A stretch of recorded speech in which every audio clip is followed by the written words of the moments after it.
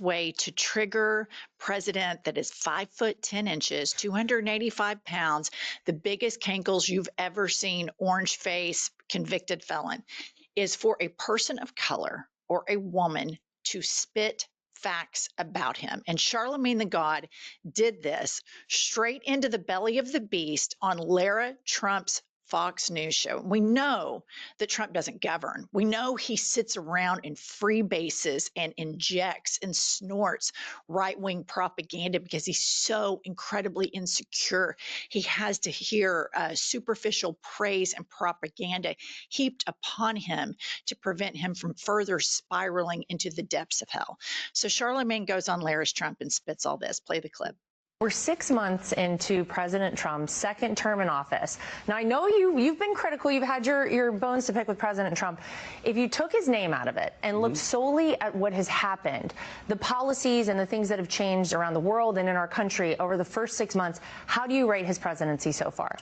I wouldn't give it a good rating, Why not? Simply because, the least of us are still being impacted the worst. Like when you look at something like, the big, beautiful bill, that's something that, I'm going to benefit from because of the tax bracket that I'm in. But, there's going to be so many people that's hurt by that bill. And, anything that, takes away Medicaid from people and is going to put people in a worse financial situation than, they were previously in, I'm not for. And, he ran on that. Like he ran on, the economy. He ran on saying that, grocery prices were going to be down, and that has happened.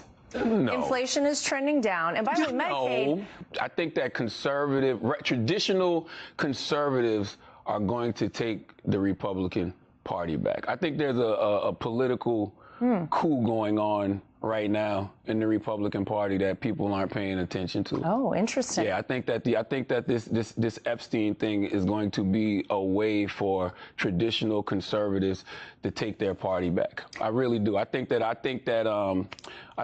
they know this is the issue that has gotten the base riled up. The MAGA base isn't letting this issue go, and for the first time, they know they can, probably take their party back and not piss off the MAGA base.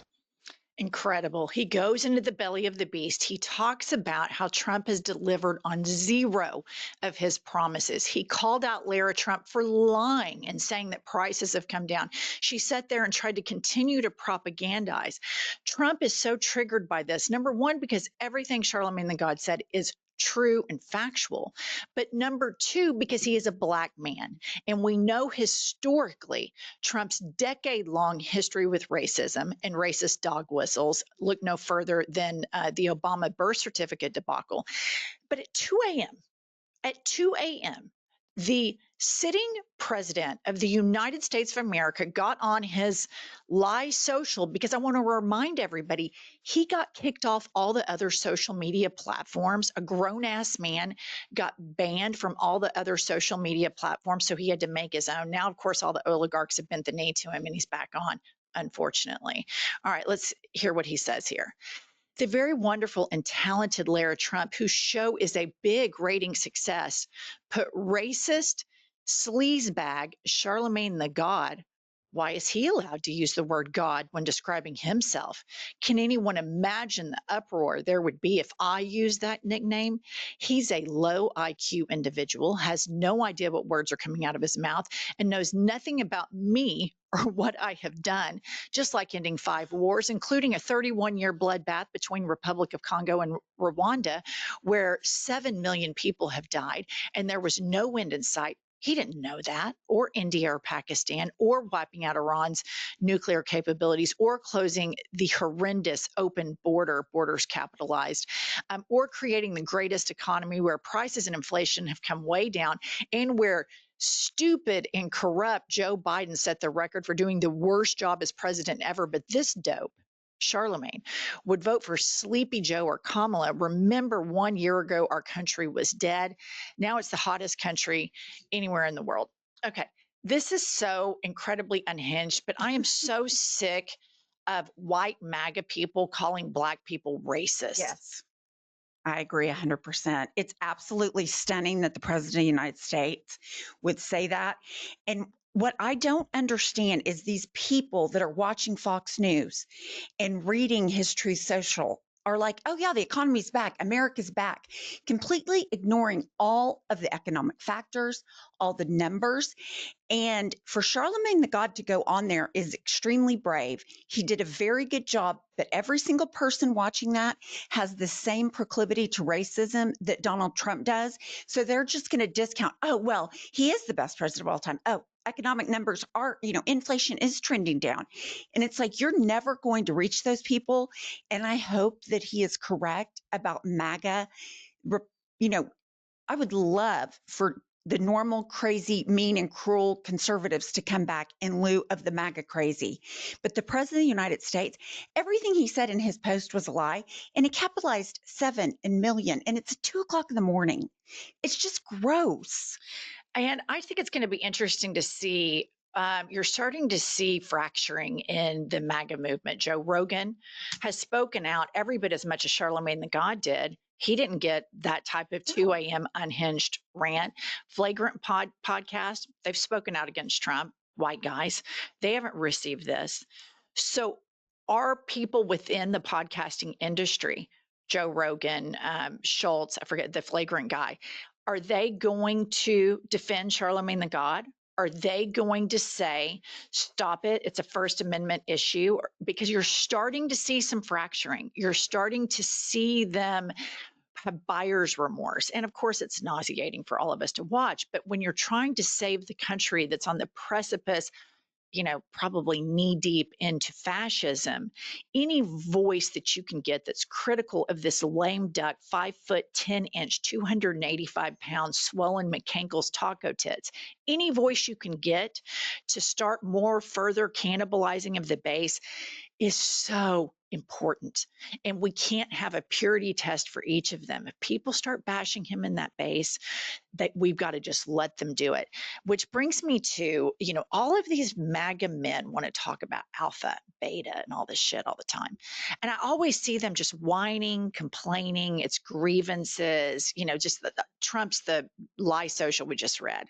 It's the weakest. I mean, whining. If a woman did a tweet like that, was whining like that, they would lose their minds. But Trump acts like a junior high school girl whose best friend kissed her boyfriend in every post that he has. But this guy, he's a comedian, Bill Burr, and he always spits facts, and he comes out on and on and on again. It calls out racist, calls out capitalism. And I thought this was just such a great clip. Perspectives, there's nothing wrong with being a billionaire, but if somebody is working 40 hours a week, 160 hours a month, and they can't make their rent, you're not paying them enough money. Maybe you should just be worth 900 million. Yeah. Like, how does a CEO take a 8-figure bonus and none of your employees have dental insurance? They can't even go out and get a filling. There's these nerd billionaires out there saying, I want my employees to come to work terrified, go to bed terrified, wake up terrified. I mean, you don't think it's that, then they're terrified to go out and spend any money. This sort of plain spoken calling out of how the wealth gap has just exacerbated and spiraled so much, and how simply he said it. People work 40 hours a week, don't have dental insurance, and can't pay their rent. Yet the CEO of In-N-Out Burger, who's worth $8 billion, has the audacity to make a public statement that she doesn't want to live in California anymore because their government is fighting for working class people to be paid a decent wage above the minimum wage. And then all of these sycophants in the MAGA movement and all these Fox News viewers, they go and cheerlead for a greedy, selfish, nerdy billionaire who exploits workers, exploits the consumer. We all have to go up to the registers and tip, and then triple tip and double tip, because people like her whine and complain because it's so difficult to pay people a decent wage. And he simply points out, you're worth $1 billion. Okay, be worth 900 million. Affects your life. Goose egg. But the Democratic Party has such difficult time messaging this thing so simply, just the way he did it, where it penetrates into the American psyche. Wait a minute. This is nuts. We're fighting for this guy to get 8-9 figure bonus while people can't pay for childcare. can't pay for transportation. It's insane. It's completely insane. And you look at how the poor have been demonized, start with this trickle down economics. You have people that work 160 hours a week. Like, let's say Walmart, they don't have health insurance. They have to use Medicaid. They can't afford to buy food and pay their rent. So they use SNAP benefits. And now Republicans, instead of increasing the minimum wage, are telling those people, you don't get to have food. You're lazy. You don't get to have health care. You're lazy. You need to work harder.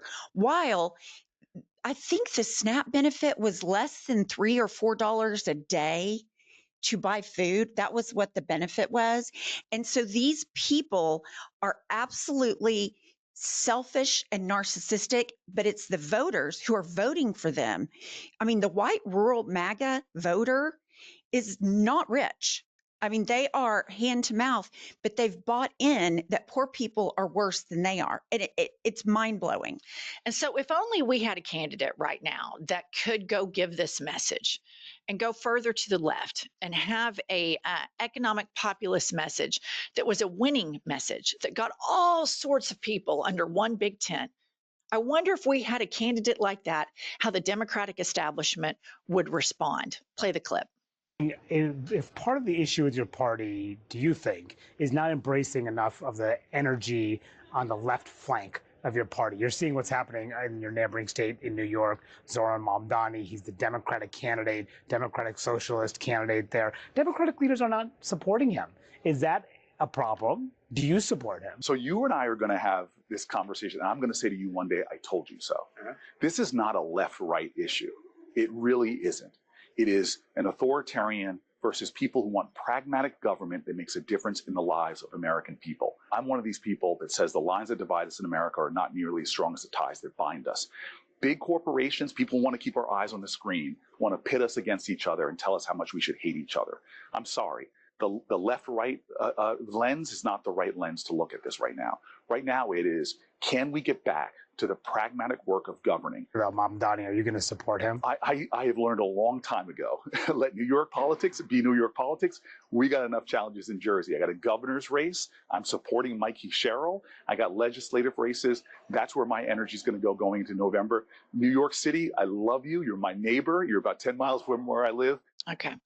He talks about this is an authoritarian versus everybody else, yet he votes to support an authoritarian regime, a fascist regime in Israel. And he thinks we're dumb. And that's the problem with the Democratic Party right now. He is every bit as beholden to special interest as Ted Cruz is. The only thing that has bipartisan support in the United States House and in the United States Senate right now is the support of Israel. And it just amazes me that we have this roadmap of Mamdani right in the heart of what's happening right now in real time with MAGA, the backlash, the blue tsunami. And they say, oh, it's anti-Semitic to support Mamdani. Well, guess what? Jewish New Yorkers voted majority for Mamdani. And it just amazes me that he is so beholden and he thinks his base is so goddamn stupid that we believe that. And I guess that they're all used to the MAGA base just being fed stuff and not critically thinking. But when I see Cory Booker saying stuff like that, I immediately think you're a hypocrite. Like, you care about brown kids in the United States getting deported, but you don't care about brown Palestinian kids getting killed with bullets that you voted to fund, with bombs that you voted to fund. You speak out against fascism, yet you support Benjamin Netanyahu and his fascist right-wing government. And I guess they think we're stupid. And so I think this is a massive problem in the Democratic Party right now, when you are not saying, absolutely, I support the will of the people in New York. It's an economic populist message. It reminds me of Bernie Sanders. And we need to take a big look at probably leaning into that way, because it feels like that is a microcosm of what will probably happen everywhere. And instead, it's just this bullshit spin, pivoting. Well, and it's just a whole lot of mumbo jumbo political talk, when in reality, we need everybody to be coming out for, I'm all for pragmatic government, Cory Booker, but you need to put your money where your mouth is, and you need to start calling out the authoritarians around the world stop funding it, and damn sure start making a case for a populist Democratic message, because we only have about, what, 18 months? He can't, because he's a corporate Democrat. That's the point. He is beholden. So he sits and he argues that, special interest and Citizens United was the worst thing ever. Well, yeah, but you've taken $1 million from AIPAC, Corey. And you can't support Mamdani because Mamdani is AIPAC's worst nightmare. But let me just tell you who he ends up. This is what's going on with the United States foreign policy right now. And so you end up having corporate Democrats that vote the same way as fanatics like this. And I just want to play this clip of Moses Mike Johnson's foreign policy. Mike Johnson, the 56th Speaker of the House of Representatives in America. We're here with a delegation of members of the House. We're so grateful to be in Israel, particularly on this day, recognizing the destruction of the two temples and 2 times in history. But it is such a moving time for us to be here at the Wailing Wall. We've offered our prayers. We put our notes into the wall as is traditional. And we're so moved by the hospitality of the people and the great love of Israel. Our prayer is that America will always stand with Israel, and that we will we pray for the preservation and the peace of Jerusalem. That's what Scripture tells us to do. It's a matter of faith for us and a commitment that we have. Okay, I want to remind you that Israel was founded in 1945, and so Scripture's reminding him to do this. This is not foreign policy. This is magical Iron Age thinking. This is fucking crazy. And then there's more pictures of like Sarah Huckabee Sanders over there. We have crazy Christian problem in the United States of America. And then the people that could save us from these fanatics, the Cory Bookers, are bought and paid for by the same people that exploit right-wing American Christians, because they can tell the right-wing American Christians, well, in order for Jesus to come back, the Jews need to be in Israel. And Mike Johnson believes that shit because he's a rapture prepper. And then you have the corporate Democrats voting with these same people. And the Israeli government is playing all of us. Right. And guess what, America? They have free health care. They have low-cost college education, and we fund it. We fund it. So if it is America first, MAGA, why is it always Israel first? That's all we have for today. Buy our book, Life is a Lazy Susan of Shit Sandwiches. It's a great way to support us. We're almost to 1 million, so please subscribe.